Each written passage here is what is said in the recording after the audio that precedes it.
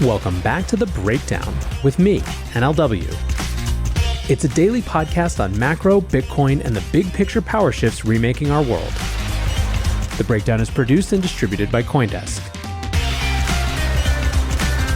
What's going on, guys? It is Friday, February 3rd, and today we are asking whether the narrative around ESG and Bitcoin mining is shifting. Before we get into that, however, if you are enjoying The Breakdown, please go subscribe to it, give it a rating, give it a review, or if you want to dive deeper into the conversation, come join us on the Breakers Discord. You can find a link in the show notes or go to bit.ly/breakdownpod. All right, guys, this is a topic that I am excited about because, as you well know, the environmental impact of Bitcoin mining has long been one of the bully cudgels used by people who don't like Bitcoin to justify why it shouldn't be allowed to exist. Look at the environmental costs, they say. How could this thing possibly be worth that? Now, of course, there are a million counter-arguments to this. There is the free market argument that says this set of actors are willing to pay to use the energy. Who are we to stop them? There is the slippery slope argument of where does it end when we start making value judgments that one use of energy is better than another? What other types of activities might be imperiled? There are the folks who would point to the social and governance upsides of Bitcoin as countervailing other environmental costs. And then there are those who argue that Bitcoin mining actually has some pretty interesting potential positive impacts on environmental goals for those who are willing to go beyond the cheap headlines and easy assumptions. Still, those sorts of arguments are all too few and far between in mainstream media. In fact, at the moment, driven largely of course by the market cycle, a much more popular media trope is the type of critique exemplified by Charlie Munger's sensationalist, ill-backed up piece in the Wall Street Journal this week, Why America Should Ban Crypto. The 99-year-old Berkshire Hathaway vice chairman wrote in the WSJ, "It isn't currency, it's a gambling contract with a nearly 100% edge for the house." His argument was basically that sometimes cryptos are first sold to a promoter at a negligible cost before being purchased by an unassuming public, allowing the promoter to capture a massive payday.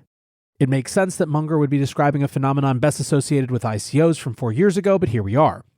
Almost half of the article is dedicated to praising the Chinese Communist Party for their 2021 ban on crypto, as well as citing the 100-year ban on issuing common stock in England following the collapse of the South Sea bubble. Despite its lack of detail, analysis, or honest engagement with the issue, this article will probably be given serious consideration and attention from many corners of the financial world. Indeed, simply by being given space in the Wall Street Journal, Munger already demonstrates the influence that his status as a Hall of Fame investor carries. Now, I tend to feel pretty strongly that random commentary from the old guardiest of the gerontocracy doesn't really deserve deep engagement here on the show, except insofar as it reflects a wide swath of opinion. And if I really wanted to get uppity with Charlie, I might point out that his reverence for Chinese autocratic models of doing business is highly unbecoming. And if I wanted to be even more petulant, I might call to attention the amount of his fortune that has come from selling sugar water that has been a primary culprit in the obesity epidemic. Or I might offer a financial version of the Pepsi challenge around whether the banks that he's invested in and owned have facilitated more fraud, criminality, and terrorist financing than the cryptos he hates so much. Luckily for you guys and for Charlie, I'm not that petulant. And of course, I'm only using his silly op-ed as a narrative construction point to draw contrast with what I've seen as a much more significant trend over the past couple weeks. And that is the emergence of a very, very different type of discussion around Bitcoin mining and its potential role in achieving environmental goals. On January 26th, Daniel Batten, who has quickly become a leading voice around the intersection of Bitcoin and environment, tweeted a link to an article about how mining can help with abandoned gas wells. He added this caption, "Truth wins in the end. This year, expect to see more articles highlighting and quantifying the environmental benefits of Bitcoin mining." And indeed, that was the case all throughout this week. Take, for example, a piece published in Axios. The influential company published a look into an initiative being promoted by Dennis Porter and his new advocacy organization, the Satoshi Action Fund. Porter has recently made the shift away from being Twitter newsbreaker to take Bitcoin advocacy into the halls of power around the nation. Since June of last year, the Satoshi Action Fund has run seminars on Bitcoin for state lawmakers across the country before taking his presentation to the halls of Congress last week.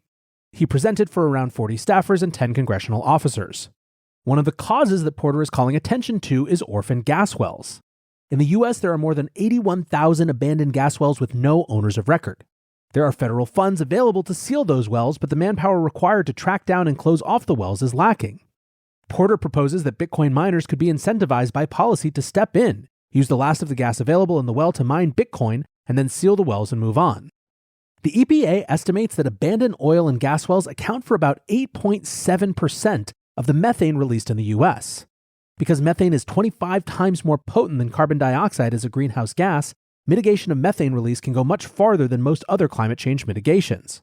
While the current federal funding is available, research shows that it will not be sufficient to pay for closing off all the wells. Bitcoin miners, with the added incentive of using the abandoned gas, could significantly speed up the process of capping these wells. The current federal plan is part of the Inflation Reduction Act and will allocate additional funds to state budget to pay for well capping.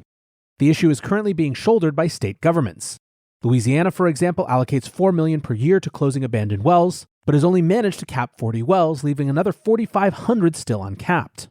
In Oklahoma, the problem is even worse, with over 16,000 documented open wells. In an article in Real Clear Energy published last August, Porter suggested that a market could be opened for Bitcoin miners to bid on wells identified to have a usable mix of gas to power portable mining rigs.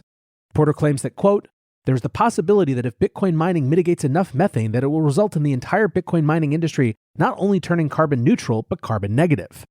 Taking over well sites has complex legal liability issues, so Porter's proposed legislation would help make the risk more predictable, thus removing a potential barrier to getting miners involved in the cleanup effort.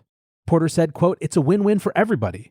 It's an inarguable win for the environment, it's an inarguable win for the economy, and it's an inarguable win for those states that don't have to spend taxpayer dollars to plug these abandoned oil and gas wells."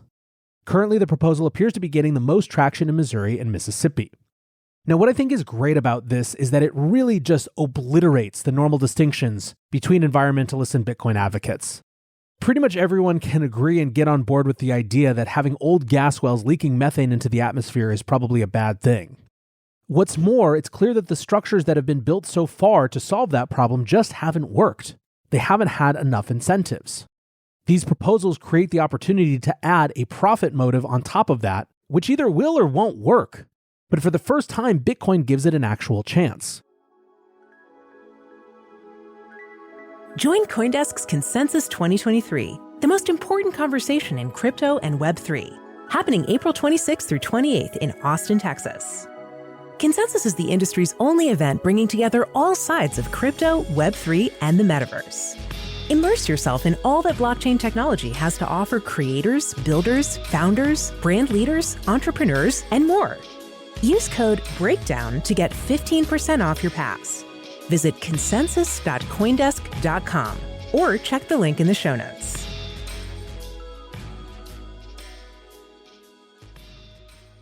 Next, let's look at a piece from the City of London newspaper City AM published last week. Financial systems analyst Susie Violet Ward walked through the Bitcoin 101 for financial professionals in the city.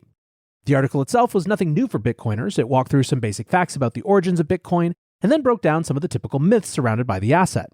What's really notable is the article's presence in such a widely circulated publication aimed at traditional finance professionals. What's more, the largest section of the article was dedicated to examining and questioning the environmental harm claims often levied against Bitcoin. For those who are used to fighting that fight, it has many of the normal counterclaims. That Bitcoin mining can be used to soak up excess renewable energy generation to prevent curtailment, as well as helping to provide a monetization avenue for stranded energy. She cites examples like the deployment of mining by gridless compute in Africa to provide monetization opportunities for excess energy while helping to prevent brownouts. She also points to Vespines Energy's use of microturbines to harness waste methane from landfill, and argues that Bitcoin mining is assisting to move electricity generation towards more stable and less carbon-intensive grids in a current practical way. This is not a proof of concept, she writes, it's happening. The article closes by encouraging the reader to consider how integration of Bitcoin into the ongoing climate fight can ensure a much faster path towards decarbonization of electricity generation than the alternative, which is costly, sometimes corrupt, and always time-consuming government-led subsidy. Now, of course, the relevance here isn't that it is some dramatic new information. It's the presence of this sort of counter-voice editorial that is telling the story of Bitcoin mining's potential for positive environmental impact as compared to the reverse, which has been so much more prevalent historically. Along similar lines is this piece from Forbes, Why No One Saw the Success of Demand Response Coming. The article basically discusses the rise of demand response programs in which consumers are compensated for reducing their electricity consumption during pre-notified peak demand periods. Tests of this in the UK and the US have shown a lot more people willing to participate in these sort of programs than many might have thought. This article argues that the growth in demand response has obvious parallels with the Bitcoin mining implementations that have been growing in popularity in recent years. In July 2021, Marathon Digital established their first Bitcoin mining facility, which was co-located on a Texan wind farm. While the wind farm was capable of producing 280 megawatts of energy operating at capacity, it could not bring the entirety of this electricity generation onto the grid. requiring the energy to be curtailed. Having a Bitcoin mining facility built behind the meter alongside the wind farm allows the electricity output to be stabilized. At the same time, the mining operations can be curtailed during a grid emergency, allowing the full power of the wind farm to be delivered to the grid. This use of Bitcoin mining is a natural match for wind and solar generation, which naturally have massive peaks and troughs in their output depending on when the sun shines and when the wind blows. As the race to replace carbon-intensive fuels used on electricity grids increases, there's a need for additional load balancing infrastructure. But again, proposals are often in the form of costly projects like battery storage or carbon sequestration facilities. Bitcoin miners can offer a much more financially viable alternative, and most importantly, they actually exist today rather than being a solution that will take years to develop. And this is really the key point here and why Bitcoin mining advocates are so excited about this technology's potential as a part of renewable infrastructure. Yes, there are other approaches to dealing with these issues, but many of them involve technology that's still very nascent versus something that can be set up and just works today. Yes, of course, you need to build facilities, but building a data center is a fairly well-established construction method, whereas, for example, battery facilities are much more complicated, to say nothing of large-scale carbon sequestration or hydrogen production facilities. So anyways, what you're seeing is, again, this trend of a different type of discussion around ESG and Bitcoin mining. But while op-eds are all well and good, the question is anything actually happening? For that, we turn to New Hampshire. A commission established by New Hampshire Governor Chris Sununu on the subject of cryptocurrency has returned their recommendation to the state government. That Bitcoin use in the state should be encouraged and incentivized, and that miners should be offered partnerships to improve the electricity grid. The New Hampshire Commission on Cryptocurrencies and Digital Assets was formed by executive order last February to conduct a wide range of research into how the crypto industry could benefit the state. Their recommendation, made in late January, suggests that the New Hampshire Department of Energy create a public review of how Bitcoin mining operations might be integrated into a statewide energy plan. The commission cites, quote, positive impacts for the electricity system, including contributing to a more stable electricity grid, more sustainable generation projects, and lower costs for consumers generally as the reason for this recommendation. The Commission's report acknowledged criticism of the environmental harm associated with fossil fuel-powered mining facilities, but made a strong and well-researched claim that usage of renewable energy in Bitcoin mining can both stabilize the grid as well as encourage more renewable generation to be built by having a way to rapidly monetize infrastructure. The report layered out the ability for Bitcoin miners to purchase excess renewable power generation, as well as rapidly shut down if the electricity is needed on the grid. This flexible electricity customer can mean more renewable energy generation is financially viable to build. The commission recommended that Bitcoin mining firms should be encouraged to enter into official partnerships with the state to set up permanent mining facilities near existing power plants for the purpose of acting as load balancers. Of course, this was just a commission, but it seems as though the report was well received. Governor Sununu said that its, quote, specific recommendations would establish New Hampshire as a leading jurisdiction for the development of sound and effective application of blockchain technologies. So you take all these things together, and I really do believe that the things that Bitcoiners have been saying about Bitcoin mining's potential to be a part of a more environmentally friendly future are actually starting to make it into the mainstream. It won't take many real-life examples of this happening for those stories to get to all the different halls of power and start to make people think differently about how they might take advantage. Now, of course, the mining industry itself continues to be in a tough moment, but there is even progress on that front. Bitcoin miner Core Scientific has settled up its debt with NYDIG and has also agreed to borrow $70 million from investment bank B. Riley to replace an existing facility and keep the company operational while it completes Chapter 11. Marathon Digital sold 1,500 Bitcoin in January to monetize the recent rally, which, while formerly a lot of members of the community might have been frustrated that Marathon had to sell their Bitcoin, seems a lot better now than the sort of debt that got us into all the problems with miners from the last couple years. Anyways, the point is that as challenging as it is right now, mining infrastructure remains in place, and frankly, companies are going through their hardest period. What comes out on the other side will not only be stronger as an industry, but if this narrative trend continues, be in a better position vis-a-vis the larger world of political goals and environmental goals as well. Don't get me wrong, I think there is still a lot of environmental FUD to fight and narrative battles to be had, but it does feel a bit like there's a corner being turned, and that's pretty exciting to me. Anyways, guys, I hope this was interesting to you. Until tomorrow, be safe and take care of each other. Peace.